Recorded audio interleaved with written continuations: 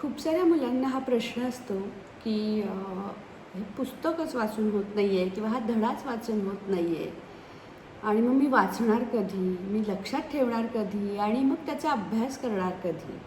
तर खास 10वीच्या मुलांसाठी मी आज तुम्हाला सांगणार आहे स्पीड रीडिंगच्या सोप्या सोप्या ट्रिक्स, ज्यानं तुम्ही जे वाचता आहात, तुम्ही जो धडा वाचता आहात किंवा काही स्पेसिफिक पॉईंट्स वाचता आहात, ते अर्ध्या वेळात तुमचे वाचून होईल याची नक्की खात्री देते.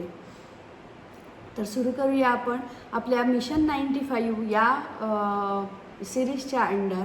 मी तुम्हाला 10वीला 95% जास्त स्कोअर करण्यासाठी जे जे काही आवश्यक गुण तुमच्याकडे असायला हवेत, त्याच्या काही हिंट्स, त्याच्या काही टिप्स तुम्हाला देणार आहे.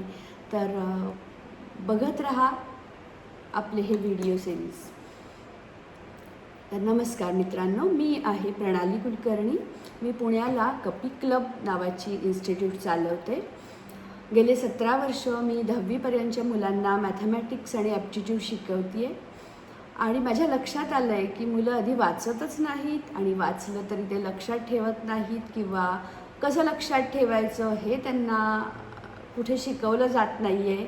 आणि त्यामुळे खूप साऱ्या गोष्टी परीक्षा आली की मला आठवतच नाही आहे किंवा माझं वाचूनच झालं नाही आहे किंवा माझा अभ्यासच नाही, तर रिव्हिजन कधी करू, अशा भरपूर तक्रारी तुम्हा मुलांना आहेत.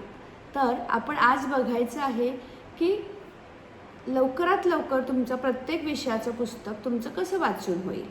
एकदा तुम्हाला ते पुस्तक किंवा धडे कोणते आहेत ह्याची कल्पना आली की मग तुम्ही ते कसं त्याचे पॉईंट्स लक्षात ठेवायचे किंवा कोणत्या धड्यात कोणते पॉईंट्स आहेत याच्याबद्दल विचार करू शकाल. तर पहिली ट्रिक किंवा पहिली मेथड, जर तुमचं स्पीड रीडिंग किंवा रीडिंगचं स्पीड वाढवायचं असेल तर त्यासाठी आहे ती म्हणजे एक एक शब्द वाचू नका.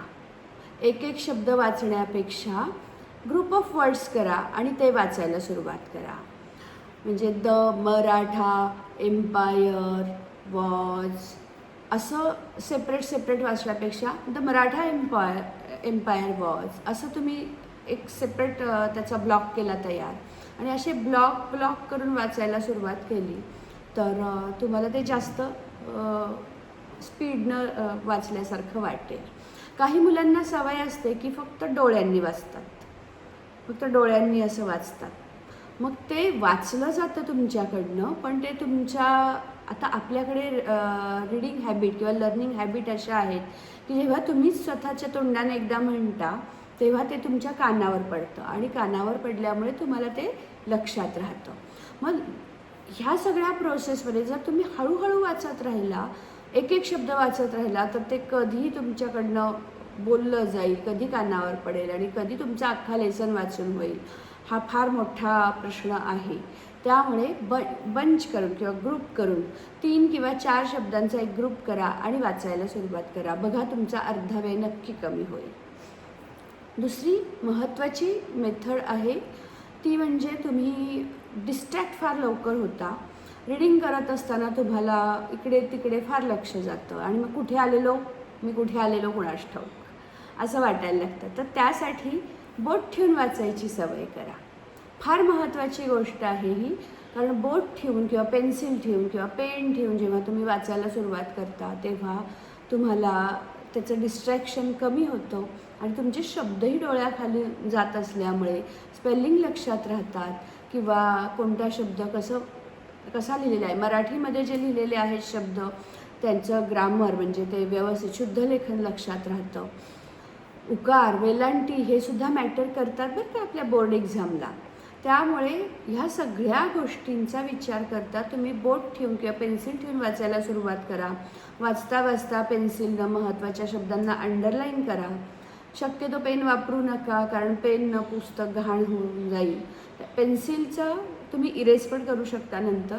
तर शक्यतो पेन्सिल घ्या हातात, महत्त्वाच्या शब्दांना, त्याला आपण कीवर्ड्स म्हणतो, कीवर्ड्सला अंडरलाईन करा आणि वाचत राहा. नक्की नंतर तुम्ही जेव्हा ओव्हरलुकिंग करता लेसनचं त्यावेळेला फक्त कीवर्ड्स आणि मेन पॉईंट्स वाचले तरी तुम्हाला लेसन पटकन त्याचा गोषवारा लक्षात येईल. त्यामुळे ही मेथड फॉलो करा आणि ज्यानं तुम्हाला लवकरात लवकर वाचलेलं लक्षात पण राहील आणि वाचलं आहे असं पण होईल. खूप वेळ वाचण्यासाठी जाणार नाही, कारण आपल्याकडे खूप मोठे मोठे टास्क आहेत.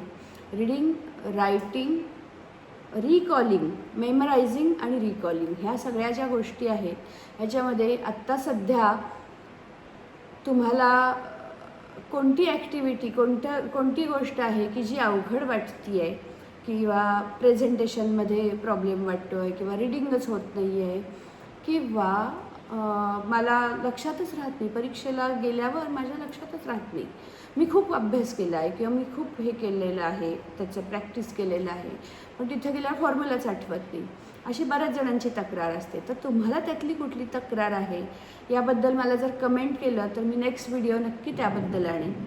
आणि आजच्या ह्या ज्या आपल्या स्पीड रीडिंगच्याबद्दल एक ॲक्टिव्हिटी देते ती नक्की करा आणि बघा तुम्हाला फरक दिसतो आहे की नाही.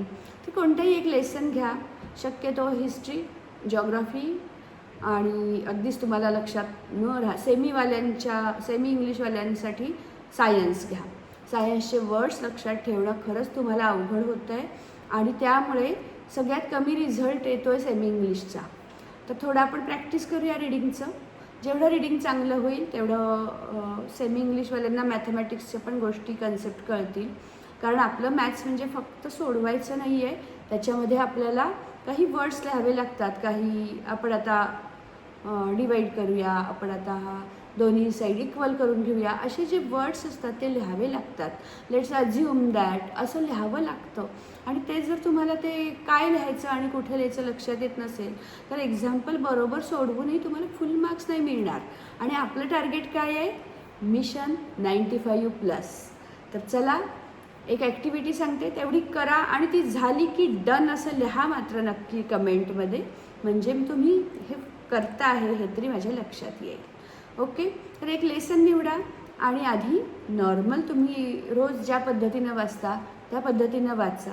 फक्त त्याच्यासाठी लागणारा वेळ नोट करून ठेवा आणि त्यानंतर आत्ता मी ज्या मेथड सांगितल्या, बंच करून वाचा, ग्रुप करून वाचा शब्दांचा किंवा पेन्सिल ठेवून वाचा, नेमोनिक्सला अंडरलाईन करा, अशा काही ज्या मेथड्स फॉलो करा, कीवर्ड्स लक्षात ठेवा आणि बघा तुमचं फास्ट वाचून होतं आहे की नाही किंवा फार लवकर लक्षात येतं आहे का नाही.